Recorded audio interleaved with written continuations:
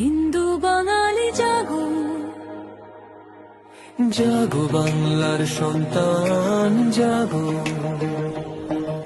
পড়াশোনা শেষ করে কাজকর্ম জোটে না, যোগ্য ছেলে মেয়েদের দুঃখ কেউ বোঝে না।